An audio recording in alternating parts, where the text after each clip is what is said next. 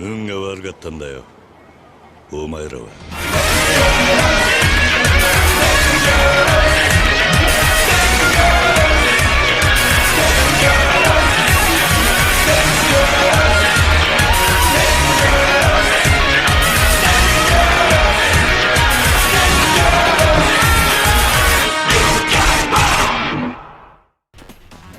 Yeah, so you see how when these guys ran up to us, it just seamlessly transitioned from them walking up to the dialogue initiating immediately.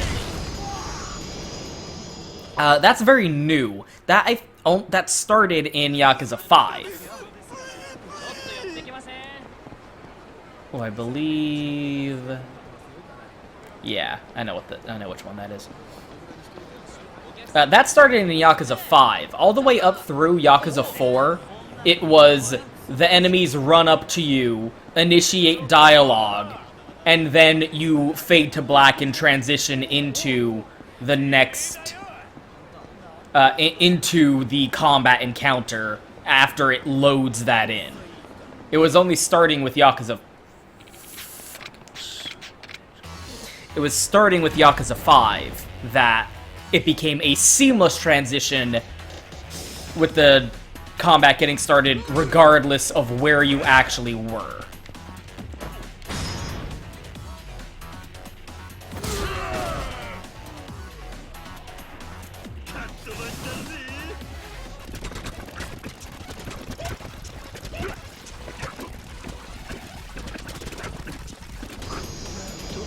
I think I'm gonna cut the Majima everywhere encounters out, because even when I'm just standing there letting him kill me, it still takes too fucking long.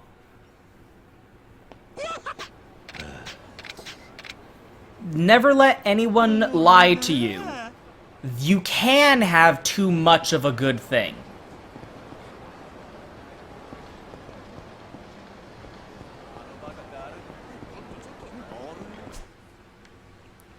Here it is, okay.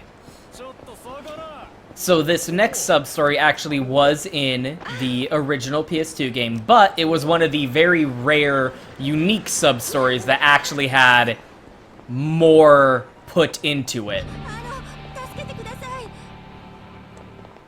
than the average sub-story. See, this scene is happening in-engine, but in the original PS2 game, this was an FMV. This was a full-motion video. いいからこっちおいでって何にもしないんだからさ。嫌です。何を？おいこの役、舞ちゃんこっちに渡せよ。口の利き方を教えてやる。なんだよ、そんなんでビビると思ってんのか？消えなさいよ、この酔っ払い。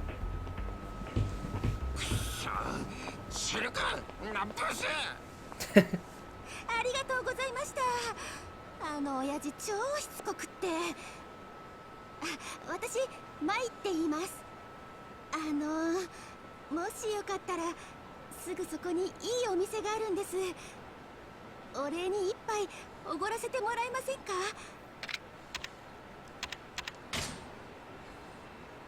美人の誘いは断らないことにしてるんだ。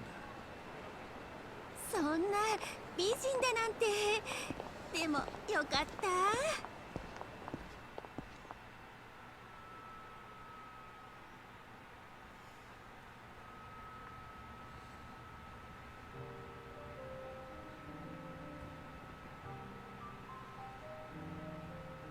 ここ私の行きつけの店なんです。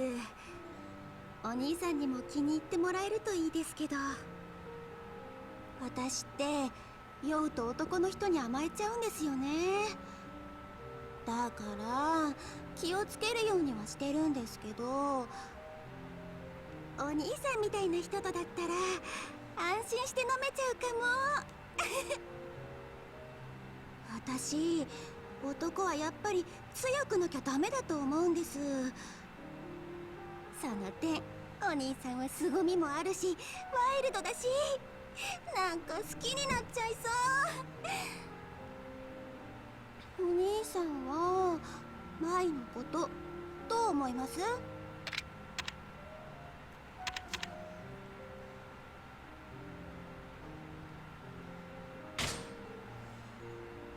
まだ会ったばかりだ。よくわからんな。だったらもう少しお互いによく知り合うべきですよね。舞のことお兄さんにもっともっと知ってもらいたいな。隅々までね。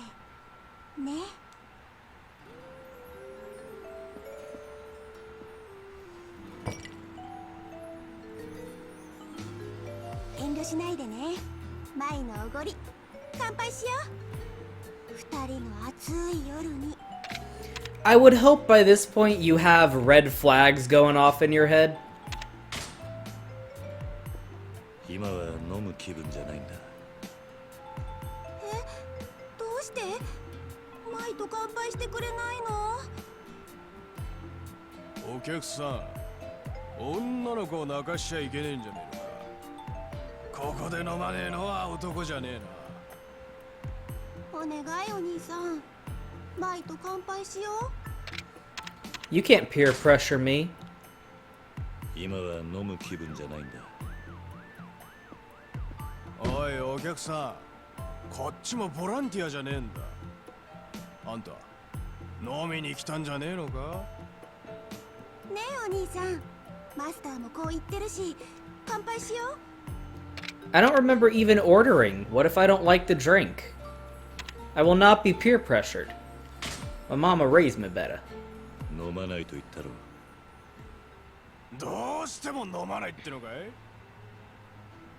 睡眠薬入りだな、この水割り。どうしたのお兄さん。客を眠らせてぼったくる。マグロって言ったか。古い手だ。人聞きの悪いこと言うね。この女もグルだ。さっきの酔っ払いも。なかなか手が込んでるな。あんまりわけわかんないこと言ってると。なんだってんだ。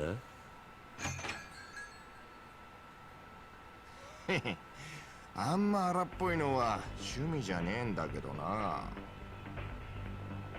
構うことはねえ。やっちまおう。上等だ。This is just one of those scams where there's too many people involved, honestly. A minimum of 3 people have to be in on this. Just doesn't seem worth it. And then you got these two guys. I don't even know, like, what they do.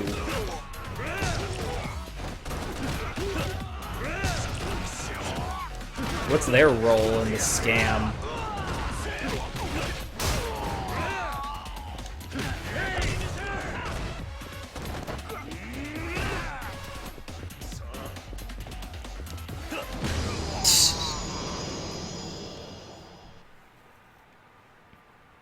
So here's where the PS2 jank comes in.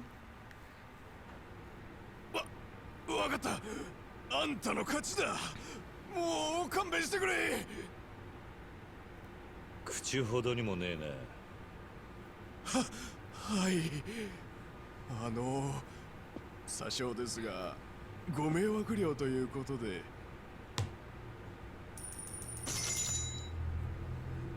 こんなもんで勘弁していただけないでしょうか。 So here's the thing.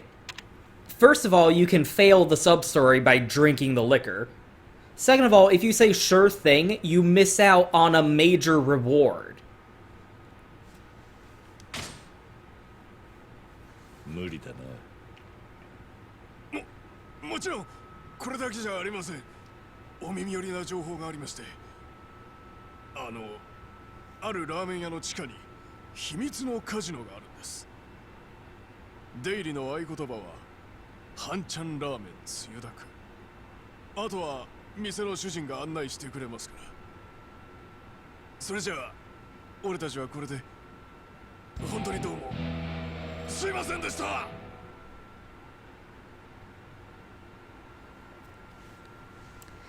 So that's one of the big things in my fuck playing the PS2 game, just play Kiwami pile, is the side quests, sub-stories in the PS2 game were A, missable, like permanently missable. Like, I've got an equipment on that will tell you where the sub-stories are on the map so that you can initiate them. Normally they aren't marked like that. But that item was not in the original PS2 game. If you missed a sub-story in the original PS2 game, that's it. Oh, wow, you guys are literally blocking the way. If you missed a sub-story on the original PS2 game, because you didn't know it was there, because it's not marked on the map or anything, you just never happened to walk through the environment and trigger initiating that sub-story, that's it. It's gone. You never got it. You missed out on 100% and had no idea. It's one of those, like, you have to have a guide in your lap.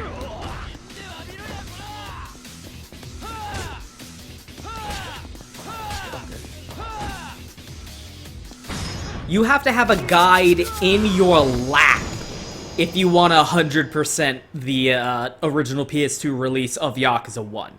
Because you are never going to naturally and organically find all of those sub-stories on your own, completely blind. It's just not going to happen.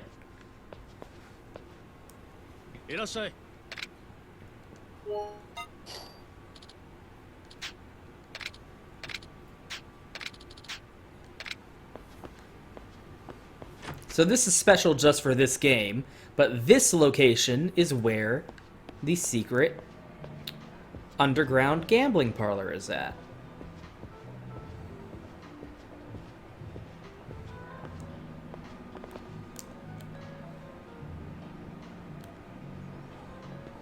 Do you think they come into the ramen shop dressed like that?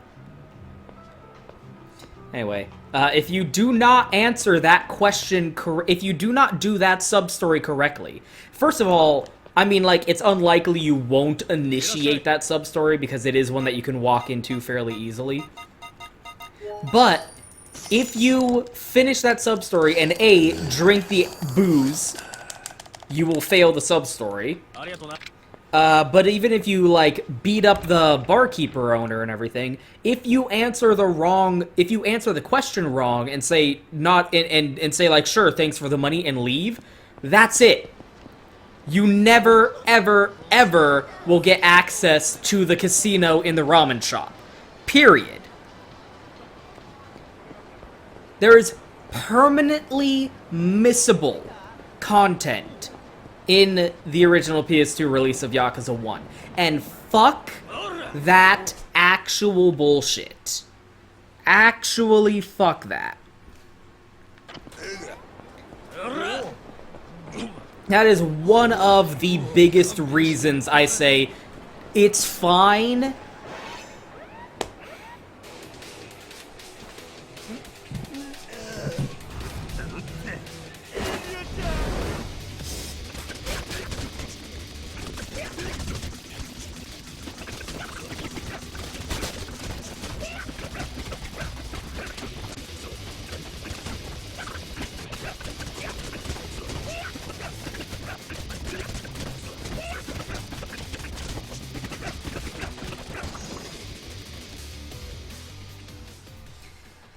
Interrupted by one of the biggest reasons to not start with the Kiwami game release. Yeah, one of the, as far as I'm concerned, that's one of, if not the biggest reason to say fuck playing the original PS2 game. You can skip it. It's fine. It's worth playing just for, like, the historic context of, you know, where the series originated from and appreciating how far it's come.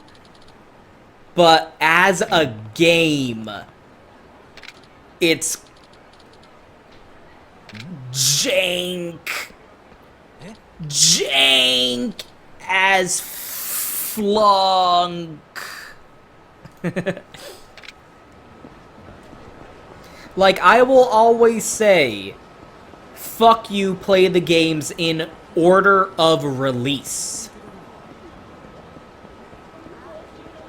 The games were made, like, like, let's take Metal Gear Solid, for example. The games were made, like, 1999, 2001, 2004, etc. It's just off the top of my head. I actually don't quite recall specifically when exactly those games were released. But, like, who does that? Who plays a game series out of order? That's actually ridiculous.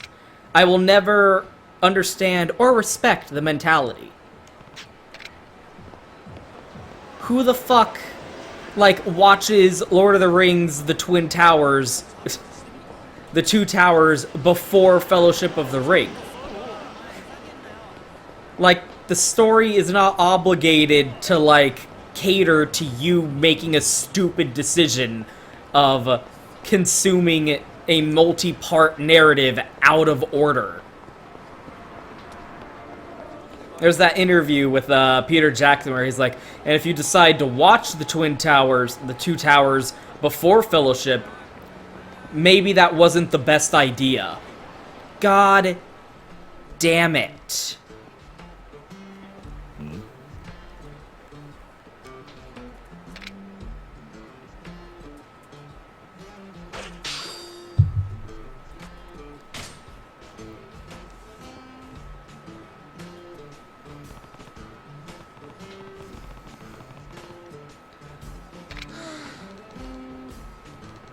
Well-bred boy.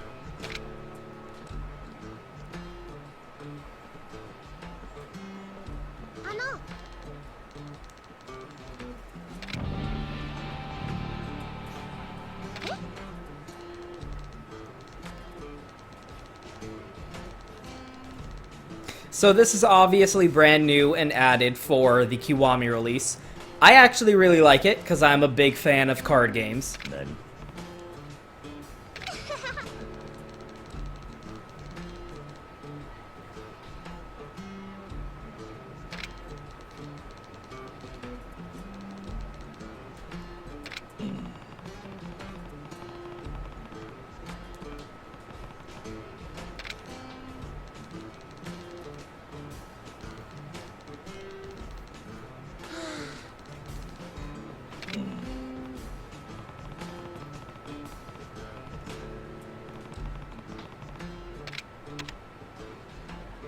Eat shit, kid. Get fucked. My card now. No.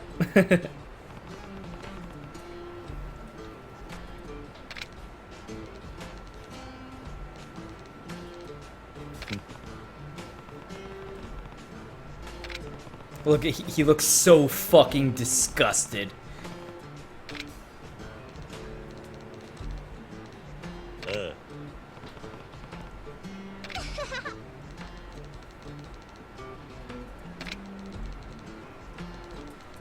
You can usually find me there, especially when Mommy and Daddy are fighting again.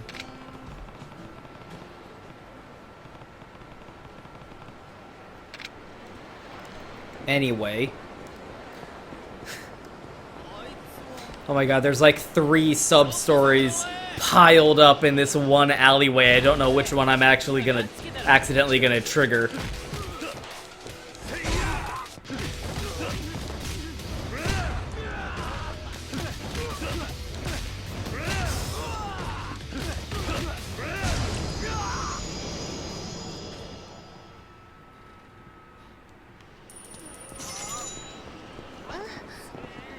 Here he is.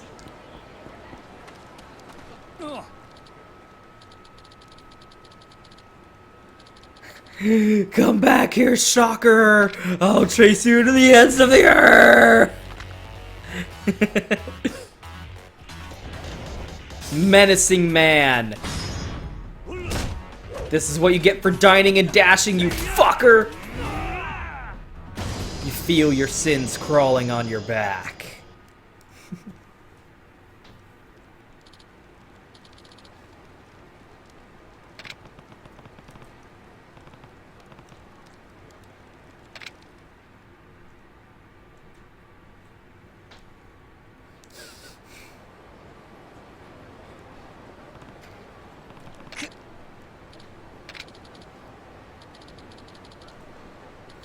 The police can deal with this scum. This dine and dashing scum.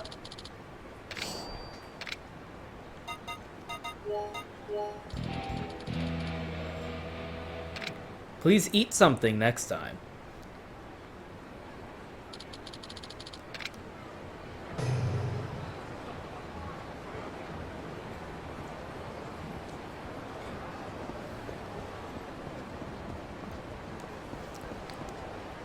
North of Karaoke.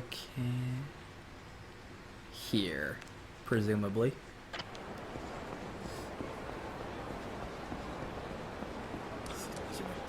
So, there's two what do qualify as sub-stories that are mandatory for getting the secret boss at the end of the game. But I don't necessarily want to include those because they weren't in Yakuza 1. And I don't mind, you know, obviously the new content is part of the Kiwami release and worth talking about, but they're also really dumb and take, like, time, and it just feels like a little not worth it to me. I don't know. Maybe, like, I'll just save them. I won't do them as they become available. I'll just wait until, like, the very end of the game. And just kind of do them both in one, and get them out of the way together.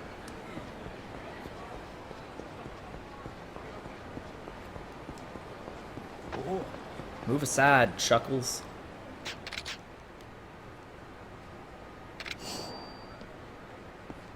What are you looking at?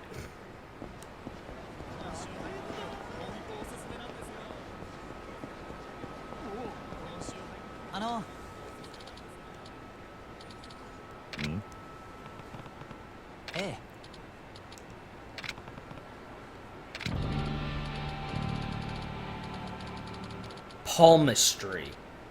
I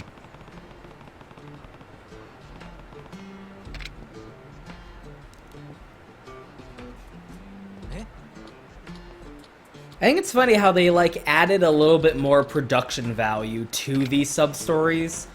They're the same exact sub-stories, but it feels like they, like, are really going out of their way to try and make them feel like more than they were, which was just random dialogue with an NPC from a static isometric camera angle looking down at, like, a 2D like layout of a map of a city that all these 3D models were, like, walking and phasing in and out of reality around, with just static dialogue and diegetic sound with no music in the background. Nani?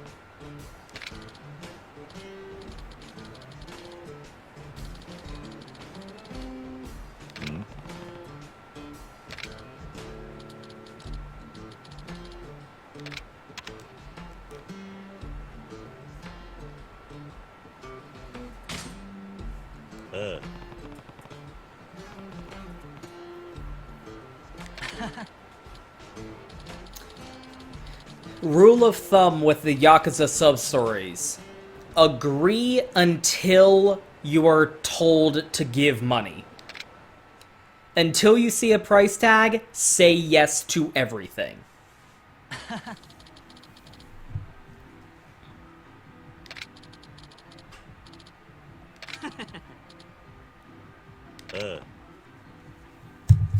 I actually don't remember if this one was in the original game because it does transition to an interior location. I would have to look that up for reference.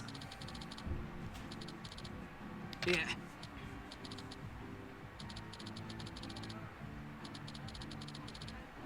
Nani?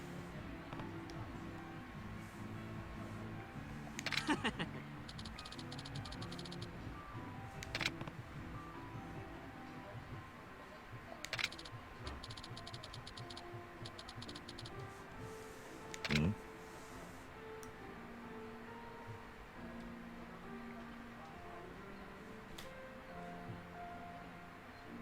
Eh.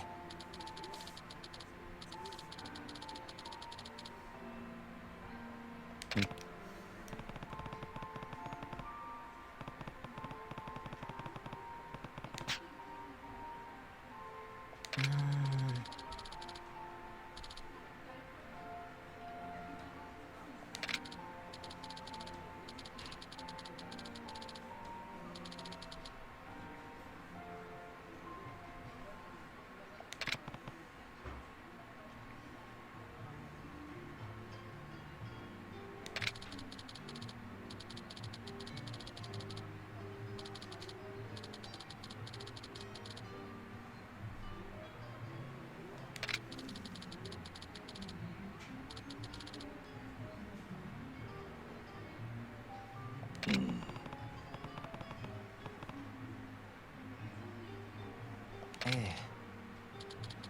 This was in the original game.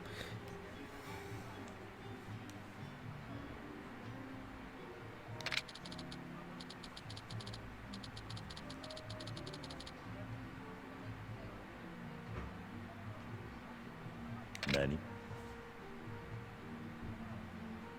Yeah. The interior locations in the PS2 game were a lot more primitive, so that's what was throwing me off. Hi.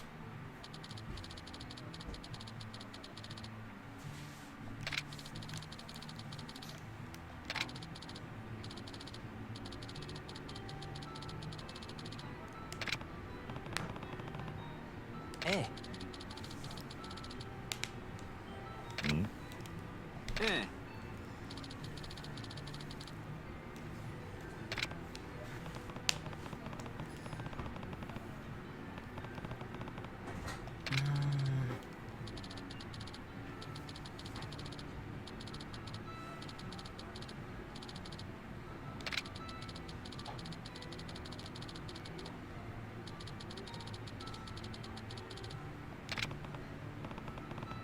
Hi.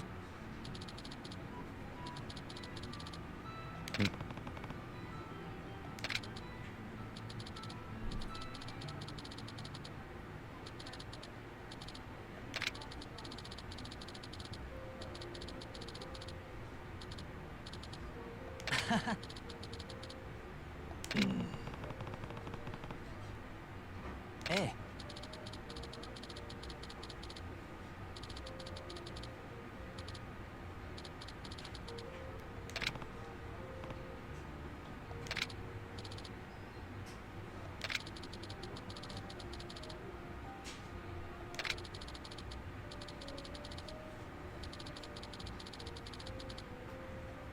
Nani?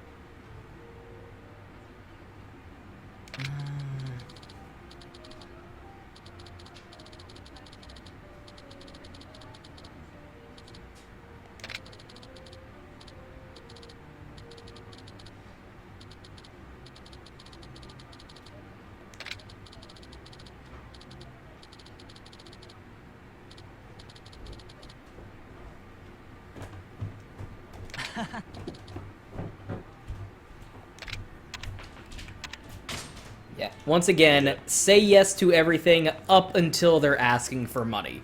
That is the rule of thumb. If they're asking for money, generally speaking, you want to say no.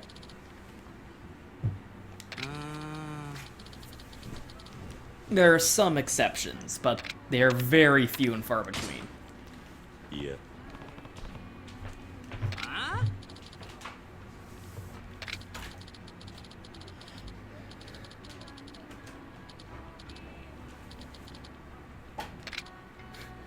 Rude and furthermore inconvenient.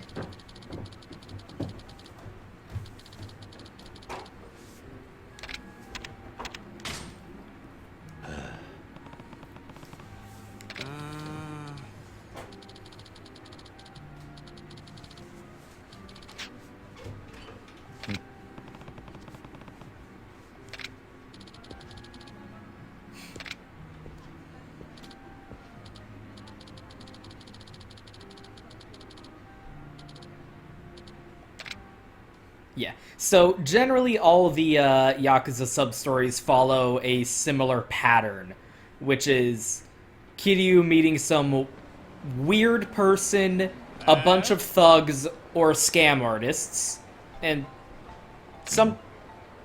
sometimes a combination of all three.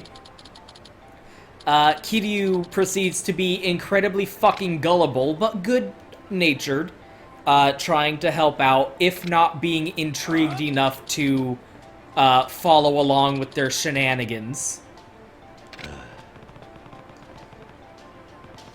Up until the point where they start asking for money. Then it's like, nah, fuck this, I'm outie.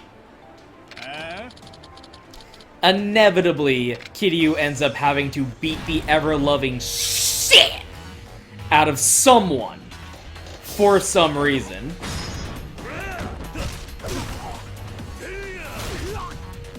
Whereupon, the people he was involved with will, resolve all of their problems and reward Kiryu with money or an item of some type.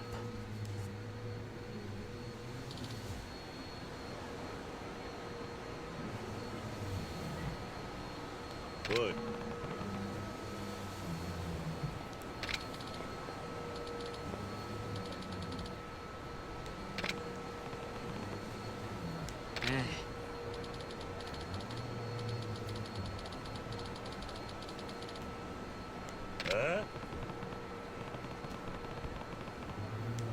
Well, familiar.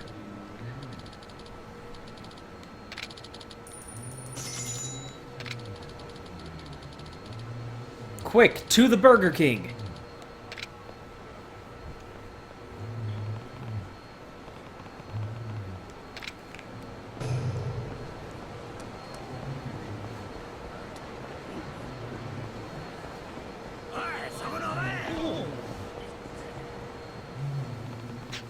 Good. Can you predict what my palm is about to do to your fucking face?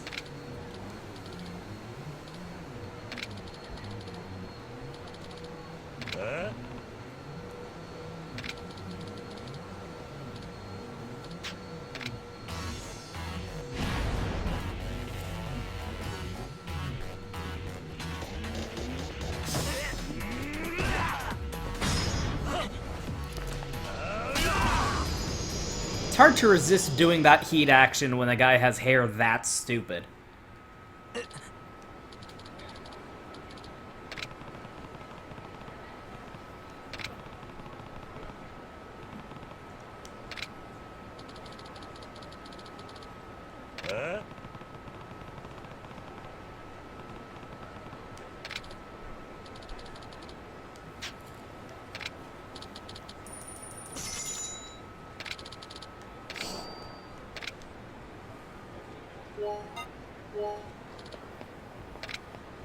Hey, I still got a life stone out of it, too.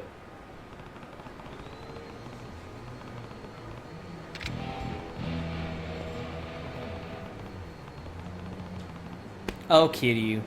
The wisdom of Kiryu. a collection of quotes from the Dragon of Dojima. Inspirational.